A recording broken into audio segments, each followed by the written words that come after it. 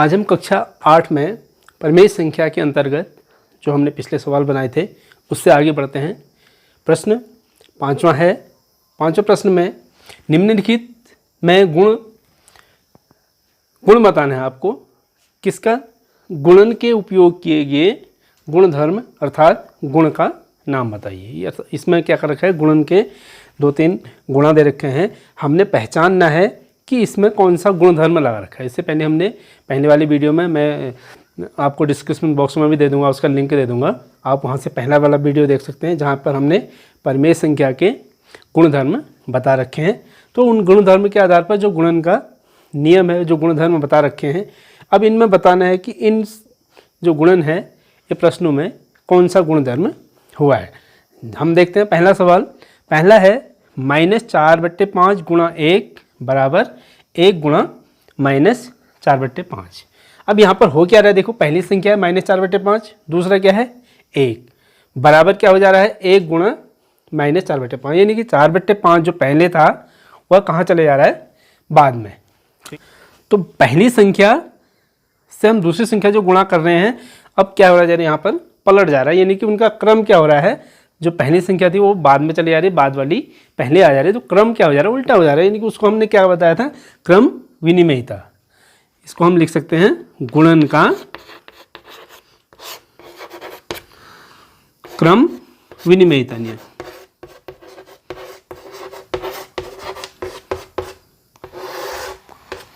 या इसमें एक चीज और भी है, एक क्या होता है? एक अगर हमने गुणा में हमने बता रखा है a इंटू -a बराबर क्या आता है? 1, यानी कि एक को हम कहते हैं गुणात्मक तत्समक। ठीक है, एक को हम बोलते हैं गुणात्मक तत्समक। तो यहाँ पर हम गुणात्मक तत्समक भी कह सकते हैं, इसको गुणात्मक तत्समक से गुणा कर रखा है, तो यह भी इस यहाँ पर गुणधर्म हम कह सकते हैं।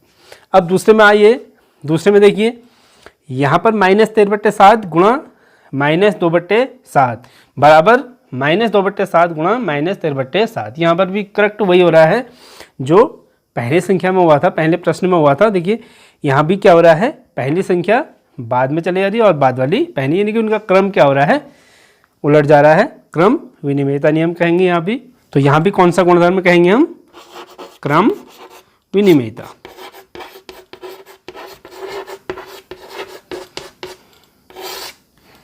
अगला देखिए, -19/29 गुणा 29/-19 बराबर 1।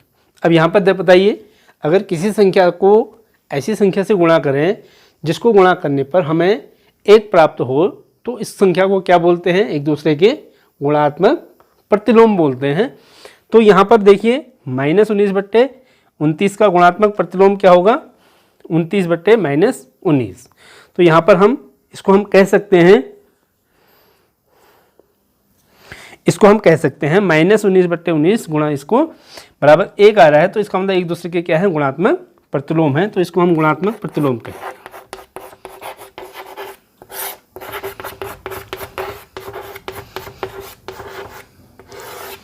ठीक हो गया।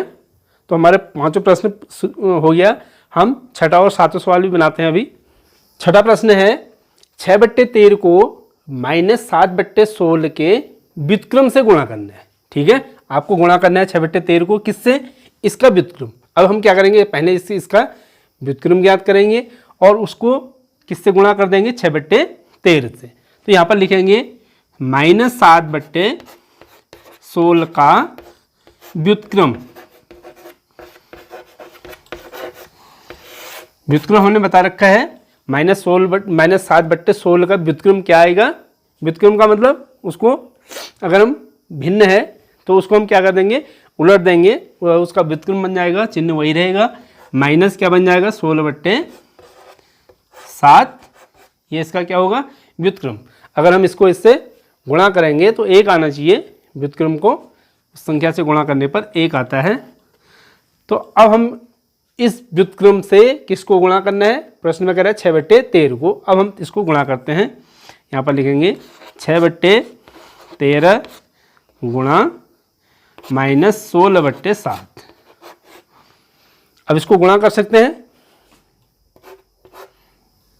इसको गुणा करते हैं क्योंकि यहाँ पर कोई संख्या कट तो रही है नहीं, तो हम क्या कर देंगे, ऊपर की संख्या, ऊपर यानी कि अंश को अंश से गुणा करेंगे, हर को हर से गुणा करेंगे।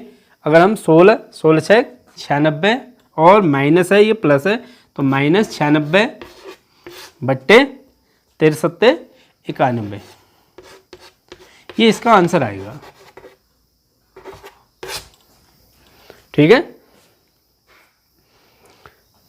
6/13 को -7/16 के व्युत्क्रम से गुणा करने पर हमारा आंसर आएगा -96/91।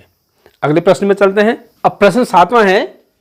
7वें में बताना है आपको, बताइए कौन से गुणधर्म या गुण की सहायता से आप 1/3 गुणा, फिर है ब्रैकेट में 6 गुणा 4/3 को हम क्या कह सकते हैं, 1/3 गुणा 6, ये एक ब्रैकेट में आ गया, गुणा 4/3 के रूप में अभिकलन करते हैं। अब यहाँ पर आपको गुण बताना है। यहाँ पर हो क्या रहा है, क्योंकि देखिए a इंटू, माना हम इसको a मान लें, a into b into C, b गुणा सी बराबर, इसको हम क्या लिख सकते हैं, a इंटू बी इंटू सी। ये किसका नियम होता है, ये होता है साहचर्य का। साहचर्य के नियम के अनुसार आप इसको इसके रूप में लिख सकते हैं। साहचर्य का गुणन, साहचर्य के गुणन का नियम है, तो इसको आप कह सकते हैं गुणन का साहचर्य नियम। ठीक है, गुणा में किसके नियम के अनुसार है, गुणन के साहचर्य के नियम के अनुसार, गुणन का साहचर्य नियम।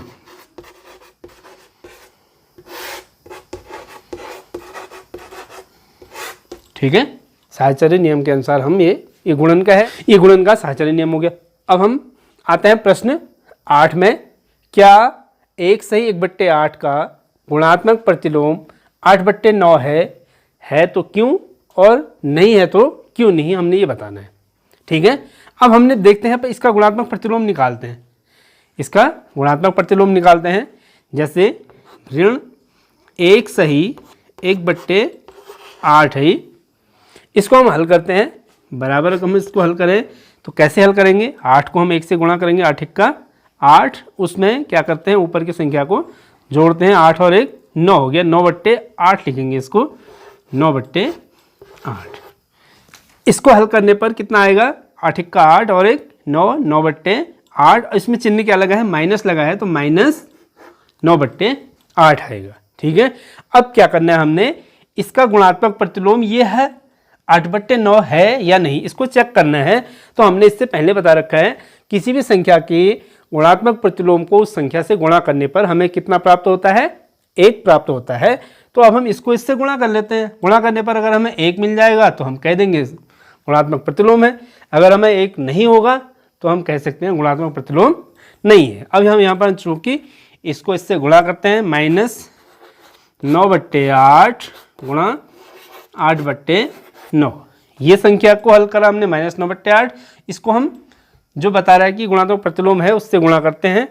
देखिए 9 से 9 कटेगा एक बार, 8 से 8 कटेगा एक बार, 1 गुणा 1 1, और नीचे भी 1 गुणा 1 1, 1/1 का मतलब 1 आएगा, लेकिन चिन्ह क्या लगा यहाँ पर, माइनस, तो -1 आया। तो क्या यह गुणात्मक प्रतिलोम है, नहीं है। क्यों, क्योंकि यहाँ पर हमने क्या कहा था, 1 आना चाहिए, जबकि आंसर क्या आ रहा है, -1। तो -1 आ रहा है, तो इसका मतलब यह इसका गुणात्मक प्रतिलोम नहीं हो सकता। कब होता है ये गुणात्मक प्रतिलोम, अगर इसमें माइनस लगा होता तो फिर माइनस से माइनस को गुणा करते तो प्लस आ जाता। अगर माइनस लगा होता तो हम कह सकते थे कि यह इसका गुणात्मक प्रतिलोम है। तो यहाँ पर माइनस नहीं है, और तो इसका मतलब ये गुणात्मक प्रतिलोम नहीं होगा। अब यहाँ हम लिखेंगे, अतः -1 सही 1/8 का गुणात्मक प्रतिलोम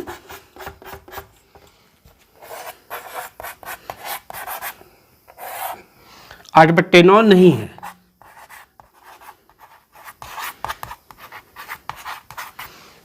ठीक है, अतः इसका गुणात्मक प्रतिलोम ये नहीं है, आप इसको कह सकते हैं।